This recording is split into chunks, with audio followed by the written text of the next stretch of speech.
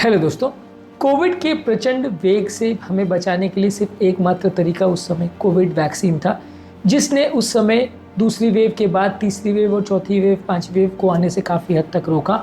लेकिन जब से कोविड वैक्सीन लोगों को लगाया गया है, सडन कार्डियक डेथ्स के चांसेस ज़्यादा देखने मिले हैं, ज़्यादा केसेस देखने मिले हैं। लोग कोई जिम में मर जाता है, कोई एक्सरसाइज करते दौरान मर जाता है, कोई स्पेसिफिक एक्टिविटी करते दौरान मर जाता है। बड़े बड़े सेलिब्रिटीज़ और स्टार्स की सडन डेथ हुई है। तब से लोगों के मन में एक डर बैठ गया है कि क्या ये डेथ्स या क्या ये प्रॉब्लम्स कोविड वैक्सीन से रिलेटेड है, क्या ये प्रॉब्लम्स जो हो रही है और ज़्यादा हेल्थ रिलेटेड हैज़ार्ड्स जो देखने को मिल रहे हैं वो वैक्सीन रिलेटेड है। रिसेंटली यूके के कोर्ट में एस्ट्राजेनेका कंपनी ने एक लॉ सूट के जवाब में ये माना कि कोविड वैक्सीन के कुछ केसेस में एक रेयर बीमारी थ्रोम्बोसिस विद थ्रोम्बोसाइटोपेनिया सिंड्रोम यानी TTS सिंड्रोम देखा जा सकता है, जिससे लोगों की जान को थोड़ा खतरा हो सकता है। इसके बाद ये विवाद वापस बढ़ गया है और लोग इसको डिस्कस करने लगे हैं कि क्या इंडिया में होने वाली वाकई ज़्यादातर मौतें जो हो रही है उसके बाद वो कोविड वैक्सीन से रिलेटेड है। आज इस चीज़ को डिस्कस करेंगे और अगर ये मिथ है तो इसे बस्ट करने का प्रयास करेंगे। टॉपिक पर जाने से पहले जो लोग हमारे चैनल पर नए हैं उन्हें रिक्वेस्ट करूँगा कि चैनल को सब्सक्राइब करें, वीडियोज़ को लाइक करें, शेयर करें, फॉलो करें, कमेंट करें, पूरा करें। चलिए शुरू करते हैं ये बहुत इंपॉर्टेंट वीडियो।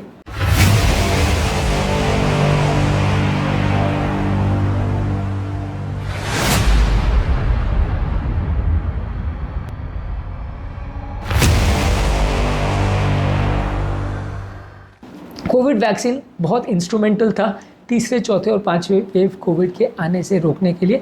बहुत ज़्यादा लोगों की जान इससे बची। अगर दूसरे वेव में इतने लोग मरे, वाकई में अगर तीसरा या चौथा वेव आ जाता तो और ज़्यादा लोगों की मृत्यु हो जाती। इसलिए उस समय कोविड वैक्सीन के अलावा हमारे पास कोई चॉइस नहीं था। गवर्नमेंट ने भी इसे कंपलसरी किया था, हर चीज़ों के लिए इसकी ज़रूरत थी, इसीलिए ज़्यादातर लोग को ये लगाना आवश्यक था। पर आज हमारे लिए ये एक पॉइंट ऑफ डिस्कशन है क्योंकि बहुत सारे लोग की इसके बाद डेथ हो रही है। ज़्यादातर इस तरह के डिस्कशंस को मैंने अपने प्रीवियस वीडियो में भी बोला है कि ये ज़्यादातर जो डिस्कशंस है वो पॉइंटलेस है, क्योंकि लोग हर तरह के डेथ्स और हर तरह की प्रॉब्लम्स को इससे साथ एसोसिएट करते हैं। मेरे अपने चैनल पे लोग इस तरह की बातें भी करते हैं, जब से मुझे कोविड वैक्सीन लगी है मुझे हाथ पाँव में दर्द रहता है, जब से मुझे वैक्सीन लगी है तो मुझे डिप्रेशन रहता है, जब से मुझे वैक्सीन लगी है मेरा मन उदास रहता है। अब हर बीमारी को आप उससे कोरिलेट करना चालू कर दोगे तो ऑब्वियसली वो यूजलेस है। इस डिस्कशन का कोई पॉइंट नहीं है। जहाँ तक सवाल है ये TTS सिंड्रोम का या ये क्लॉटिंग वाला सिंड्रोम का, क्या इसकी वजह से मृत्यु हो रही है? देखिए, ये सिंड्रोम जो है ज़्यादातर एक क्लॉटिंग का रेयर सिंड्रोम है जो कि डायग्नोज हुआ है। इसके होने के chances 8.1 TTS syndrome cases per 1 million doses of first dose था और सेकेंड डोज के बाद 2.3 TTS syndromes per million for the second dose था। ये कंपैरेटिवली काफ़ी रेयर है, बहुत ज़्यादा कॉमन नहीं है। पर ऑब्वियसली लोग ये कहेंगे इंडिया में इतने करोड़ लोग को ये वैक्सीन लगी तो चांसेस अपने आप में बढ़ जाते हैं, तो और शायद जो केसेस देखने को मिल रहे हैं वो उन्हीं का हिस्सा है। लेकिन एक चीज़ समझने की आवश्यकता है कि ये सिंड्रोम अपने आप में जानलेवा सिंड्रोम है, ऐसा नहीं है। हर व्यक्ति जिसको हो रहा है उसकी जान नहीं जाएगी। और दूसरा चीज़ ये है कि ये अपने आप में पहले 2-4 हफ्ते में ही होने का सबसे ज़्यादा चांस है। इस तरह का कोई भी क्लॉटिंग टेंडेंसी या वैक्सीन रिलेटेड जो भी इश्यूज़ हैं वो ज़्यादातर पहले 1-आध महीने में ही होने का चांस ज़्यादा है। उसके बाद कई सालों तक या कई महीनों तक इसके होने का चांस कंपैरेटिवली उतना ज़्यादा नहीं है। एटलीस्ट अभी तक किसी स्टडी ने ऐसा प्रूव नहीं किया है। हो सकता है अभी जैसे ये स्टडी आई जिसने कुछ चीज़ों को चेंज किया, पहले भी हम इस बात को डिस्कस कर रहे थे लेकिन अभी तक कोई ऐसी स्टडी नहीं आई थी। तो ये पहली बार कोई एक्चुअल डेटा आया है जो थोड़ा बहुत इस मोर्टेलिटी को कोविड वैक्सीन के साथ कोरिलेट कर रहा है। तो इसलिए अब हम इस शक को पूरी तरह से तो नहीं झुठला सकते, लेकिन हाँ ये कहना ज़रूरी है कि ज़्यादातर इससे रिलेटेड मॉर्बिडिटी मोर्टेलिटी जो भी है वो पहले 1-आध महीने में ही होने का चांस है। कई महीनों बाद, कई सालों बाद इसके होने का चांस उतना ज़्यादा नहीं है, इसलिए उससे बहुत ज़्यादा भयभीत होने की ज़रूरत नहीं है। ज़्यादा इसके बारे में सोचने की आवश्यकता नहीं है। लोगों को अननेसेसरी अब गवर्नमेंट को ब्लेम करना या दूसरे लोग को ब्लेम करने की आवश्यकता नहीं है, क्योंकि उस समय ऑब्वियसली वैक्सीन के अलावा कुछ ज़्यादा सोल्यूशंस नहीं थे इस बीमारी से बचने के लिए। लेकिन हाँ, आज के डेट में यदि हम सोचते हैं कि हर होने वाला डेथ, हर होने वाली मृत्यु या हर होने वाला बीमारी या हर सिम्टम जो किसी व्यक्ति को हो रहा है, चाहे वो मसल पेन हो, डिप्रेशन हो, हार्ट अटैक्स हो, लकवा हो, कुछ भी हो, सब कुछ कोविड वैक्सीन से रिलेटेड है, तो ऐसा नहीं है। कोविड वैक्सीन डेफिनेटली कुछ फीवर या इन्फ्लेमेशन प्रोड्यूस कर सकता है।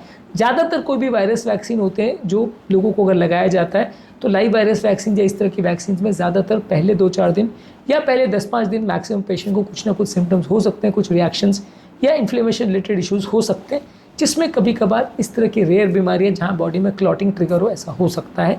लेकिन ये इतना सिग्निफिकेंट नहीं है कि हर एक व्यक्ति की जान ले ले, और दूसरा इतना सिग्निफिकेंट नहीं है जिसमें हर व्यक्ति जिसको ये हो जाए सबकी जान चली जाए। और इसके अलावा लॉन्ग टर्म में बहुत दिनों बाद या महीनों बाद इसके होने के चांसेस बहुत ज़्यादा नहीं। काफ़ी लोगों ने इसके बारे में कमेंट भी किया। ज़्यादातर लोग को यही लगता है कि इसके बारे में इंडियंस लोग को उतना ज़्यादा पैनिक करने की आवश्यकता नहीं है, क्योंकि ये बहुत ज़्यादा इंडियंस लोग को अफेक्ट करेगा, या अब लोगों की इसके द्वारा मृत्यु होगी ऐसा होने का चांस कम है। ये स्टडी भी जो लैंसेट में पब्लिश हुए 2022 में, उसने भी शो किया है कि नॉर्डिक पॉपुलेशन में रिएक्शंस होने का चांस ज़्यादा है। एशियन पॉपुलेशन में कंट्रीज़ में इस रिएक्शन होने का चांस कंपेरेटिवली कम है। नॉर्डिक पॉपुलेशन में इसका चांस 17.6 पर मिलियन डोजेस था, एशियन कंट्रीज़ में 0.2 पर मिलियन डोजेस है, यानी कम से कम 100 गुना इसका रिस्क वहाँ की कंट्रीज़ के कंपैरिजन में इस रिएक्शन के होने का चांस कम है। तो इसलिए मेरा कहने का पर्पज़ यही है कि एटलीस्ट आज के डेट में इतना डेटा अवेलेबल नहीं है कि हम सारा ब्लेम वैक्सीन पर डालें। मेरे पिछले वीडियोज़ में जहाँ पे हमने वैक्सीन के बारे में बात की, वहाँ पे भी हमने इस चीज़ को डिस्कस किया है कि आज के डेट में एटलीस्ट इतना एविडेंस नहीं है कि हम सारी चीज़ों का ब्लेम या हर होने वाली मृत्यु या प्रॉब्लम या क्लॉटिंग का रिस्क जो बड़ा है लोगों में, उसका हम ब्लेम वैक्सीन पर डालें। बहुत सारे जो इश्यूज़ हैं वो आजकल मार्केट या ओवरऑल मीडिया हाइप की वजह से भी होता है, क्योंकि मृत्यु और सडन डेथ्स पहले भी होती थी।